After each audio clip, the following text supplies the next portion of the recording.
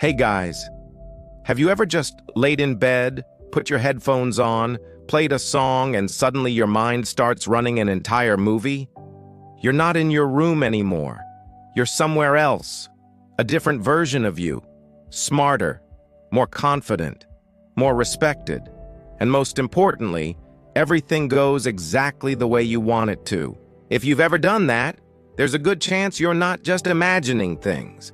You're escaping. In psychology, people who create detailed, immersive scenarios in their heads may be experiencing something called maladaptive daydreaming. It's a coping mechanism, a way for the mind to escape into vivid inner worlds that feel safer or easier to control than real life. It doesn't always feel like some epic fantasy. It can show up in really ordinary, subtle ways. It's replaying conversations from last week, but this time you say the perfect thing. It's imagining future confrontations with your boss, so you feel prepared for every possible outcome. It's building entire relationships with people you barely know, or even with characters that don't exist at all. You play your favorite song, and it instantly becomes the soundtrack while your mind writes a whole movie around it. And in that movie, you finally win. You finally get the apology you never received. You finally get the recognition you've always craved. From a neuroscience perspective, this is activating powerful systems in your brain linked to reflection, memory, and reward. It can release a rush of dopamine, giving you a tangible sense of pleasure, almost as if you'd achieved something in the real world. But here's the catch. Because it's all happening in your head, that feeling doesn't last.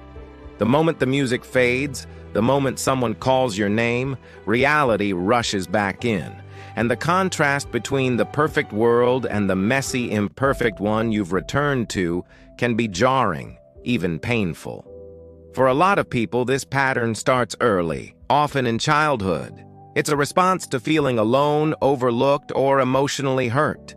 When your real-world environment feels too overwhelming, the brain does something remarkable. It builds a second world. As you grow older, that habit doesn't just disappear. It becomes an ingrained reflex when you feel stressed or anxious. Maladaptive daydreaming is not laziness. It's your nervous system trying to soothe itself.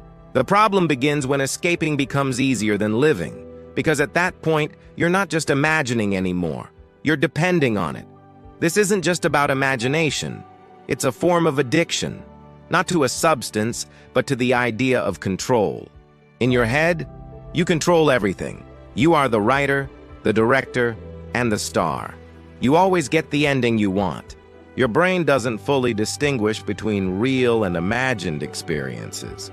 If the feeling is strong enough, it treats it as real. This means you're getting rewarded without actually doing anything in real life. And that's where the trap begins. Over time, that imaginary world becomes your default place, and slowly, you stop living your life. Everyone daydreams. The difference is what happens after. A healthy mind returns to reality to take action. A maladaptive pattern pulls you deeper, until reality itself starts to feel gray and less appealing than the fantasy.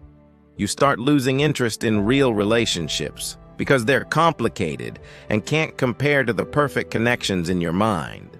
The satisfaction from an imagined success is like sugar. It gives you a quick high, but leaves you crashing. You start preferring the idea of life over actually living it. A lot of people don't actually want to stop. Reality involves risk, vulnerability, and pain. So the easier choice is to stay inside your head. But here's the truth. That world doesn't save you. It only delays you. Every hour you spend in that fantasy is an hour you're not building an imperfect but real life. The goal isn't to eliminate your imagination completely. Your imagination is a gift.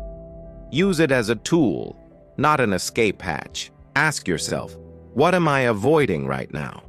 What feeling? What task? What conversation am I trying to escape? Then you start small. Impossibly small. You do one real thing. You send one real email. It won't feel perfect. It might be awkward, but it will be real. Reality is where life actually happens. Real peace only comes when you start building a life you no longer need to escape from. You simply learned a clever way to protect yourself. Do you keep dreaming about the life you want, or do you start living it? Thanks for listening. Remember that you're not alone in this. See you next time.